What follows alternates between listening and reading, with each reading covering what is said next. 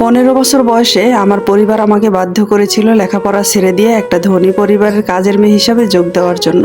সেখানে আমার দায়িত্ব ছিল এক কোটিপতির প্যারালাইজ ছেলের যত্ন নেওয়া। প্রতি রাতে আমি তার ঘরে ঢুকে এমন কিছু করে বের হতাম যা জানাজানি হওয়ার পর পুরো শহর স্তব্ধ হয়ে গিয়েছিল। আমি যখন 15 বছরের কিশোরী তখন আমার বাবা মা আমাকে বাধ্য করেন ঢাকার বনানী এলাকার এক বিশাল অট্টালিকায় গৃহ পরিচালিকার কাজ করতে। ভেবেছিলাম এখন থেকে আমার জীবনটা শুধু মেজে মোছা, থালা বাসন মাজা আর বকাঝকা শোনার মধ্যেই সীমাবদ্ধ হয়ে যাবে। কিন্তু কেউ কল্পনাও করতে পারেনি যে এই রাজপ্রাসাদ সম বাড়ির ভিতরে আমি এমন এক গোপনীয়তার অংশ হয়ে উঠব যা পুরো শহরকে নাড়িয়ে দেওয়ার ক্ষমতা রাখে। কারণ প্রতি রাতে আমি নিঃশব্দে বাড়ির বড় ছেলের ঘরে ঢুকতাম। সে আমার চেয়ে 6 বছরের বড়, আর তিনি এক ভয়াবহ দুর্ঘটনায় পঙ্গু হয়ে গিয়েছিল। আমি তাকে শেখাতাম কিভাবে নিজের পায়ে দাঁড়াতে হয়, কিভাবে হাঁটতে হয়। আমার নাম মায়া। আমি বেড়ে উঠেছি ঢাকার এক নোংরা বস্তি এলাকায়। আমাদের ঘরটা ছিল খুব ছোট, আর টাকা পয়সার অভাব ছিল নিত্য সঙ্গী। বাবা রিক্সা চালাতেন, কিন্তু সারাদিন যা আয় করতেন তার একটা বড় অংশই নেশার পিছনে খরচ করতেন। আমার মা বলতেন, মেয়েদের স্বপ্ন দেখে লাভ নেই, তাদের জন্মই হয়েছে পরিবারের বোঝা টানার জন্য। আমার স্বপ্ন ছিল এসএসসি পাশ করে কলেজে ভর্তি হব এবং পড়ালেখা শেষ করে একজন শিক্ষিকা হব। কিন্তু 15 বছর বয়সে আমার সে স্বপ্ন চুরমার হয়ে গেল। সেদিন সকালে আমার মা আমার সামনে একটা পুরনো কাপড়ের ব্যাগ রেখে বললেন, পাশের বাসার খালা এক জায়গায় কাজের ব্যবস্থা করেছেন, বড়লোক বাড়ি, খাবার দাবারের কোনো সমস্যা হবে না, থাকতে দিবে আর সাথে 10,000 টাকা বেতনও দিবে। বই পড়ে সময় নষ্ট করার চেয়ে এই কাজ করা অনেক ভালো। আমি অনেক কান্না করেছিলাম, মায়ের পায়ে ধরে মিনতি করেছিলাম আমাকে এসএসসি পরীক্ষাটা দিতে দাও, কিন্তু মা মুখ ফিরিয়ে নিয়েছিলেন। পরদিন সকালে তারা আমাকে নিয়ে গেলেন বনানীর সেই বাড়িতে, যেখানে বড় বড় গেটের আড়ালে লুকিয়ে থাকে শহরের প্রভাবশালীদের বিলাসবহুল জীবন। আমি যে বাড়িতে কাজ পেলাম তারা ছিলেন চৌধুরী পরিবার, শহরের অন্যতম ধনী ও প্রভাবশালী পরিবার। প্রথম দিন থেকেই চৌধুরী সাহেব ও তার স্ত্রী আমার দিকে এমন ভাবে তাকাচ্ছিলেন যেন আমি খুব তুচ্ছ কিছু। চৌধুরী গিন্নি আমাকে দেখে আর চোখে প্রধান পরিচালিকাকে বললেন, মেয়েটা তো অনেক শুকনা, কাজকাম করতে পারবে তো? আমার কাজ ছিল অন্তহীন। ভোর 5টায় উঠে ঝাড়ু দেওয়া, কাপড় কাচা, সিঁড়ি পরিষ্কার করা, বাবুর্চিদের রান্নায় সাহায্য করা। সুযোগ পেলে তো এর থেকে আরো বাড়তি কিছুও করিয়ে নিতেন। আমাকে করা নির্দেশ দেওয়া হয়েছিল, সবসময় মাথা নিচু করে রাখবে আর নিজের সীমা মনে রাখবে। সোফায় বসা যাবে না, অতিথিদের চোখের দিকে তাকিয়ে কথা বলা যাবে না, আর কোনো শব্দ করা যাবে না, তাহলে বড় সাহেবের ঘুমের ব্যাঘাত ঘটবে।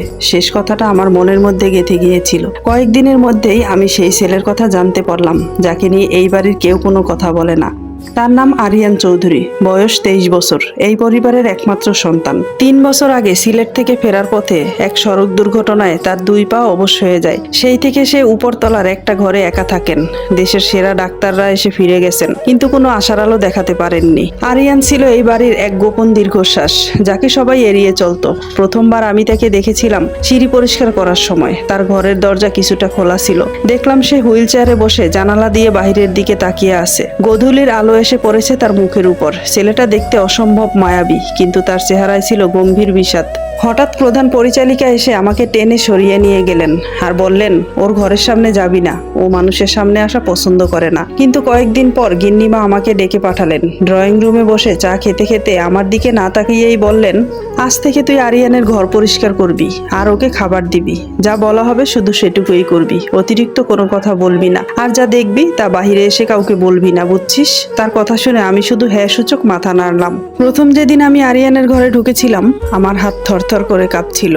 ঘরটা ছিল অনেক বড়, চারিদিকে বই, ঔষধ আর ব্যায়ামের সরঞ্জাম, কিন্তু কেমন যেন প্রাণহীন শীতলতা। আরিয়ান জানালার দিকে মুখ করে বসেছিল, আমার দিকে না তাকিয়েই বলল, খাবার রেখে চলে যাও। তার কণ্ঠস্বর ছিল গম্ভীর, কিন্তু তাতে এক ধরনের ক্লান্তি ছিল। আরিয়ানের ভেতরে কোনো অহংকার ছিল না, ছিল এক অসহ্য যন্ত্রণা। দিন গড়াতে লাগলো আর আমি অনেক কিছু লক্ষ্য করতে শুরু করলাম।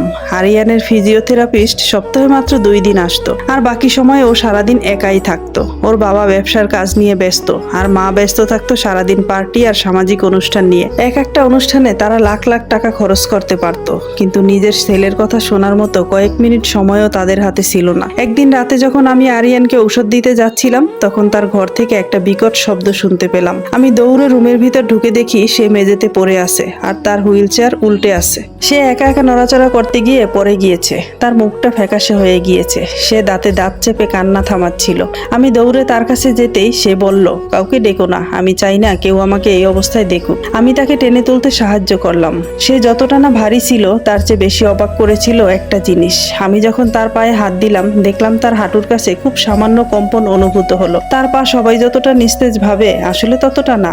আমি স্তব্ধ হয়ে তার দিকে তাকালাম আর বললাম, ভাইয়া আপনি কি অনুভব করতে পারছেন আপনার পা যে নড়ছে? সে এক তিক্ত হাসি দিয়ে মুখ ফিরিয়ে নিয়ে বলল, তাতে কি, আমি তো একটা বোঝা হয়েই থাকবো। জানি না সেই মুহূর্তে সাহসটা কোথা থেকে পেয়েছিলাম, কিন্তু আমি বললাম, আপনি যদি অনুভব করতে পারেন তার মানে এখনো আশা আছে, চেষ্টা করলে আপনি আবার দাঁড়াতে পারবেন। সে এক অদ্ভুত নিস্তব্ধতায় আমার দিকে তাকিয়ে রইল, যেন বহু বছর পর কেউ তার সাথে এভাবে সম্মানের সাথে কথা বলেছে। সেদিন রাত থেকে সবকিছু পাল্টাতে শুরু করলো। চৌধুরী বাড়ির নিস্তব্ধ রাতে আরিয়ানের চোখে আমি যে শূন্যতা দেখেছিলাম তা আমাকে ভেতরে ভেতরে নাড়িয়ে দিয়েছিল। মা বাবা আমাকে পরগাছা ভেবে অন্যের বাড়িতে কাজ করতে পাঠিয়ে দিয়েছিলেন, অথচ এত বড় অট্টালিকার রাজপুত্র নিজেই যেন নিজের প্রাসাদে পরগাছা। আরিয়ানের সেই অসহায় চাহনি আমাকে বুঝিয়ে দিয়েছিল এই বাড়িতে টাকার অভাব না থাকলেও সাহসের খুব অভাব। সবাই তাকে দয়া করে কিন্তু কেউ তাকে বিশ্বাস করে না। আমি সেদিন ঠিক করলাম যে মেয়েটা নিজের পড়ার টেবিল হারিয়েছে সে অন্তত অন্য একজনের হারিয়ে যাওয়া পৃথিবীটা ফিরিয়ে দেওয়ার চেষ্টা করবে। তার পরদিন রাতেই ঘটলো এক আশ্চর্যজনক ঘটনা। রাতে যখন সবাই ঘুমাচ্ছিল তখন আমি চুপি চুপি আরিয়ানের রুমে গিয়েছিলাম। আসসালামু আলাইকুম। এতক্ষণ একটা সংক্ষিপ্ত গল্পের প্রথম পার্ট আমি আপনাদের পড়ে শোনালাম। দ্বিতীয় পার্টটা খুব শীঘ্রই আপলোড দিব। সে পর্যন্ত সবাই ভালো থাকবেন। ধন্যবাদ।